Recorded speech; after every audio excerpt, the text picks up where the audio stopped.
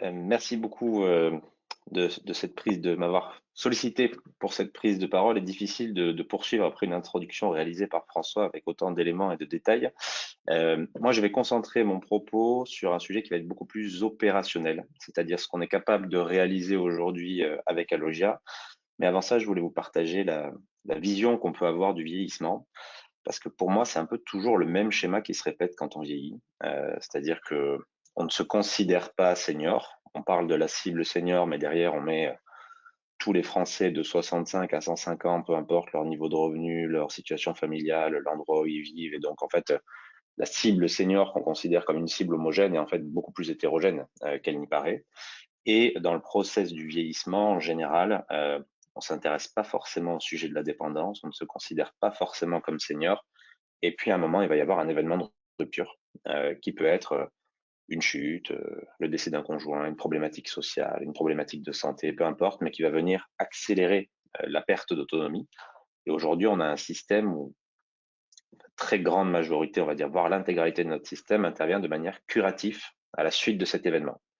Vous avez un passage à l'hôpital, on va s'intéresser à comment réaménager votre domicile pour que vous puissiez bien y vivre. Décès d'un conjoint, il va y avoir de l'accompagnement social, etc. Mais on intervient tout le temps à la suite de l'événement.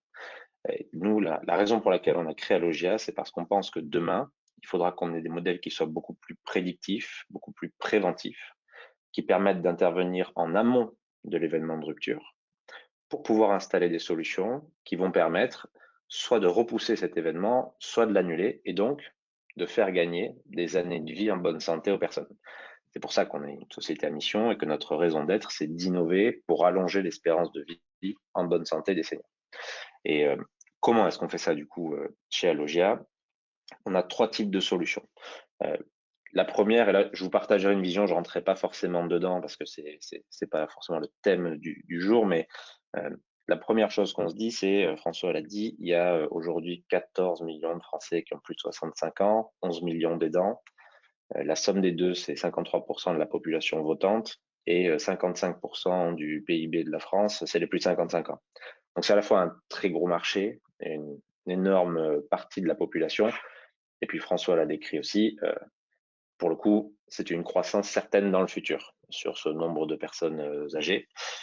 Et donc l'idée pour nous, c'est de dire on ne pourra pas forcément intervenir de manière préventive auprès de tout le monde. Il y a une vraie volonté de prévention, c'est-à-dire on a un ministère de la Santé, de l'Autonomie et de la prévention depuis 18 mois, même si les ministres s'y succèdent, la trajectoire de la prévention est souhaitée. Maintenant, le vrai problème, c'est comment est-ce qu'on rend opérationnelle cette prévention? Parce que tout le monde est d'accord, mais personne ne veut la financer. D'ailleurs, la Cour des comptes a écrit que si on faisait gagner un an d'espérance de vie en bonne santé à chaque personne en France, la Sécu économiserait 1,8 milliard par an. Elle n'a pas écrit la phrase suivante qui dit du coup la Sécu devrait investir 1,8 milliard en prévention par an. Donc tout le monde est d'accord sur le principe. La question c'est qui finance. Et à mon avis, la raison de la problématique de qui finance, c'est parce qu'il y a plusieurs types de financeurs qui peuvent être bien sûr l'État, la Sécu, les complémentaires santé, les assureurs, notre système de soins. Et donc tout le monde se renvoie un peu la balle et au final on parle de grands concepts de prévention, mais elles ne se déploient pas. Chez Alogia, on a trois solutions qu'on développe. La première, c'est une solution d'analyse prédictive de données. Parce que François a beaucoup parlé de la génétique et de comment est-ce qu'on peut peut-être anticiper les problématiques. La réalité, c'est qu'aujourd'hui en France, on posséderait potentiellement toutes les données pour généraliser un système de prévention. Si on prend les données que possède l'assurance maladie, on connaît votre parcours de soins.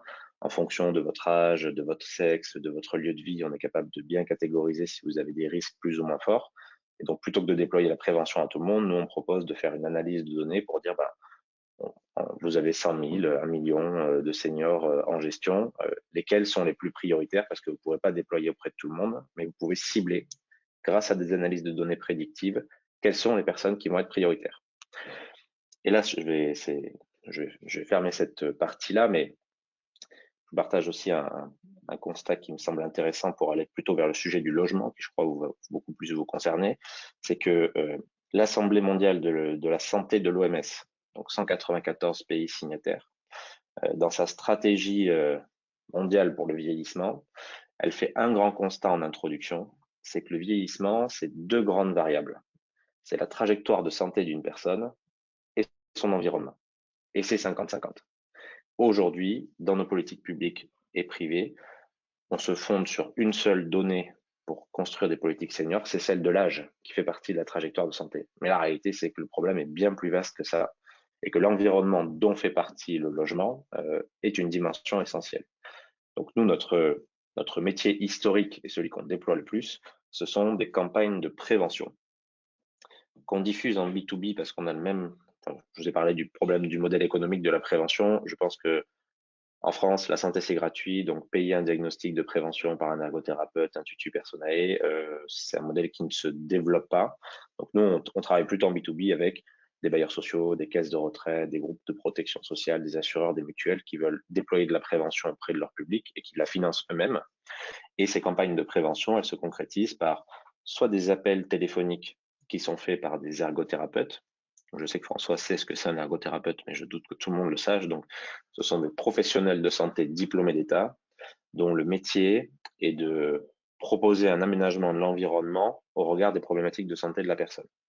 Et donc, eux, ils sont spécialistes de comment est-ce qu'on va aménager le logement, quel type de matériel médical il faudrait y mettre, est-ce qu'il faut des services à la personne, est-ce qu'il faut de la téléassistance, est-ce qu'il faut des solutions numériques, et accessoirement, comment est-ce qu'on peut financer tout ça. Parce qu'il y a aussi un sujet sur l'accès au financement.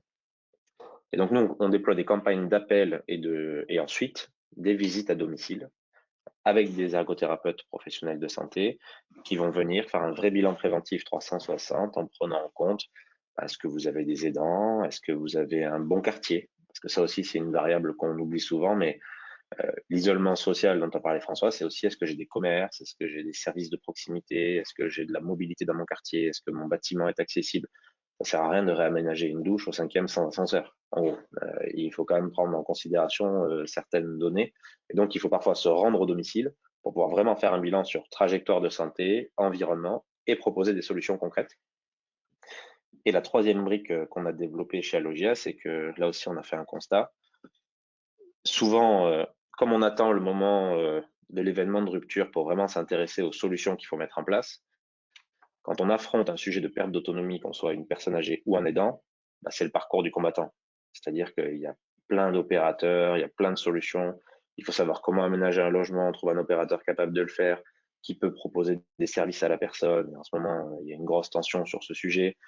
C'est quoi une téléassistance potentiellement? Comment est-ce que je finance tout ça? Enfin, en général, les gens sont pas mal perdus pour ceux qui ont pu le vivre. Je pense que ça parle à tout le monde, ce sujet-là. Et donc, on a créé une plateforme qui s'appelle Alogia Care.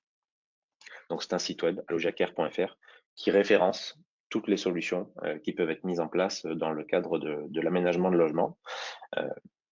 Voilà, je voudrais surtout pas dépasser ma parole, mais je voudrais juste conclure avec un point qui vous, je pense, touche particulièrement les notaires, c'est que dans le fameux parcours résidentiel dont on parle beaucoup, il y a beaucoup d'acteurs aujourd'hui qui s'intéressent au temps fort. Typiquement, je fais un crédit immobilier à 55 ans, est-ce que ça vaut pas le coup de checker que le logement va être bon pour bien vieillir? Et ça, c'est des points de contact que vous pouvez avoir. Les bailleurs sociaux déploient dans leur programme de réhabilitation, déploient dans leur campagne de prévention des sujets beaucoup dédiés à l'aménagement de logement. Et la dernière statistique en date qu'on a en France, pour faire une ouverture sur la fin peut-être, c'est que 90% des Français souhaitent pouvoir bien vieillir chez eux le plus longtemps possible. J'ai jamais su pourquoi il y en avait 10% qui ne le souhaitaient pas, mais en gros, c'est la statistique. Et quand on regarde de l'autre côté de la barrière, on a, et ça date de la loi ASV, la dernière statistique, 6% des logements en France qui sont adaptés au bien vieillir. Donc 90% qui souhaitent bien vieillir, 6% de logements adaptés. L'idée, c'est quel rôle on peut jouer dans le gap, parce que si on ne déploie pas de la prévention massive aujourd'hui, eh ben, je partage l'avis de François, demain c'est un tsunami qui arrive et je pense que socialement, économiquement, il faut absolument qu'on fasse quelque chose pour faire une société de la longévité.